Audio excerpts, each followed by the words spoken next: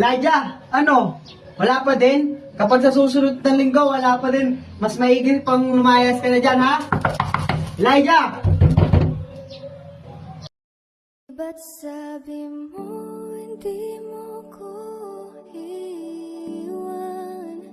Di pa babayan na ako'y mag-isa? Nak, Di ba't sabi tama na. mo sabay tayo 2 linggo na rin, buhat nang mamatay ako. Bakit bigla ka na lang nandiyan? Hoy, Elijah! Yung bill ng kuryente mo, laki na. Ano, wala kang balak lumabas dyan? Nak, huwag ka namang ganyan. Nasa ka na ba, ma? Sa tingin mo ba magiging masaya ako na nakikita kitang nagkakaganyan?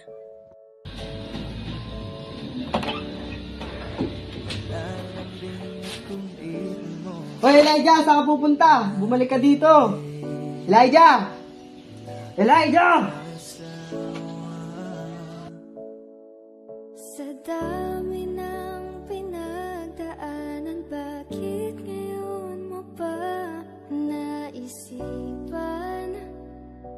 ako'y iwanan? Huwag ngayon at di ko yata kakayanin. Oh, huwag ngayon. Huwag ngayon. Huwag nang pahirapan ang mga puso.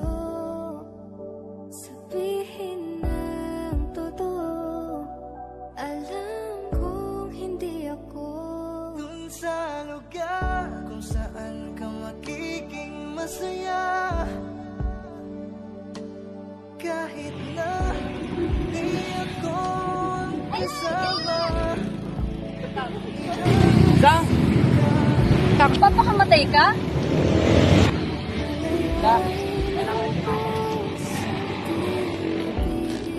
Baka matutuwa si Tita sa ginagawa mo?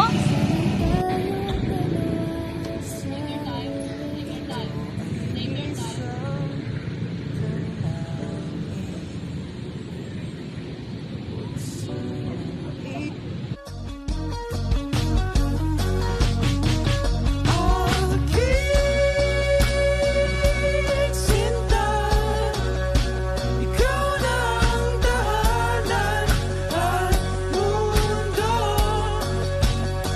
Sa pagbalik, mananatili na sa piling mo. Mundo'y magiging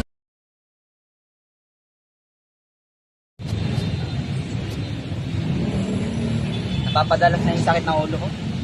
Patingin ka kaya sa doktor. Ang bilis na din magbago ng emosyon ko. Yung oras ng pagtulog ko hindi na rin tama. Tapos minsan, mamalikmata pa ako. Magpakonsulta ka na. Sasamahan kita bukas. Hindi yan. Sasamahan kita bukas. Andito ka lagi para sa'yo.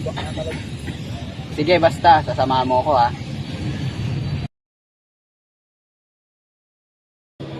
Kinakabahan ako.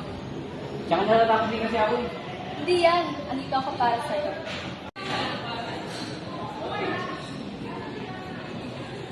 Andito na tayo. Sige na, pumasok ka na. Sige, tumawa na ako.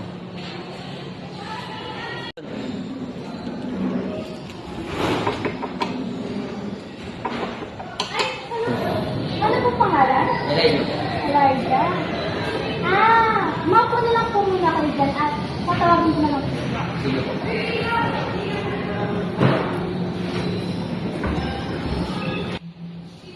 Dok, may pasyente po kayo? Elijah po yung pangalan. Elijah po yung pangalan. Elijah. Tagal na yun, nahuli natin ang appointment. Kaya nga po daw eh. Tingnan mo ba yung gamot na kaya sa oksina? Hindi na po daw. Tagal ko lang pumunta. Ha? Oo, Dok eh. Simula nung namatay si Mama, yung mundo ko parang gumuho. Na parang lukot-lukot ko lagi. Ganun yung nangyayari sa akin. Tsaka lagi din ako namumulila sa kanya. Yun ang nangyayari sa akin ngayon. Tsaka yung simula nung ilang beses ko narinig yung boses ng mama ko, nagtangka po ako magpakamatay. Then, yung sa pagpapakamatay ko na yun, buti na lang nandyan si Samantha para pigilan ko. Pero Elijah, matagal nang patay si Sam. Dok, huwag po kayong magbiro ng ganyan. Kasama ko po siya sa labas ngayon. Eli?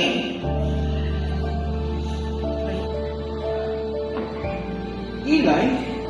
Ang pagkamatay nga niya yung dahilan kung ba't nagsalita kita ng dahil may makulit. Pero Dok, ilang araw ko na nakakasama si Samantha. Nandun po siya sa labas. Samantha!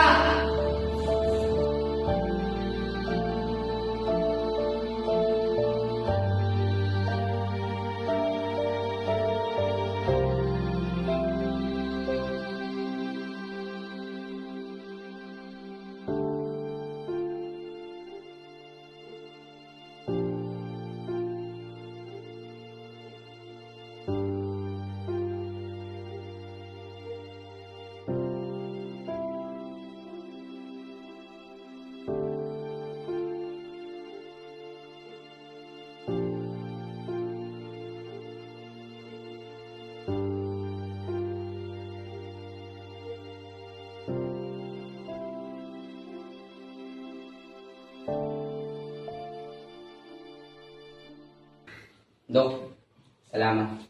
Masaya rin kaming nalambas sa ito. Dahil sa tulong ninyo yun, Dok. O siya, sige na. Alam ko meron ka pang ibang pupuntahan.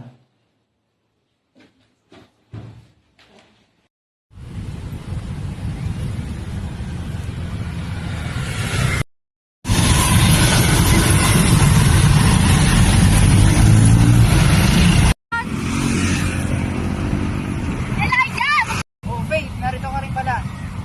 Nagawa mo, magpapakamatay ka na naman ba? Para kasi ako na-trauma nung nakita ko sa'yo dito sa tulay, parang gusto mo na magpakamatay. Ha? Naguguluhan ako. Ganun yun. Nung araw na magpapakamatay ka, nandito ako nun, Elijah. Takot na takot ako sa kung anong binabalak mo kaya nilapitan kita. Pero sa paglapit ko si Ate Sam yung binanggit mo. Sinundan kita sa pagkaakalang wala ka sa tamang pag-iisip. Pero okupado pa ka sa ilusyon mo kay Samantha. Sobrang saya mo kaya nawalan na ako ng lakas na lapitan ka. Kain na nga lang tayo, ang mahalaga okay ka na.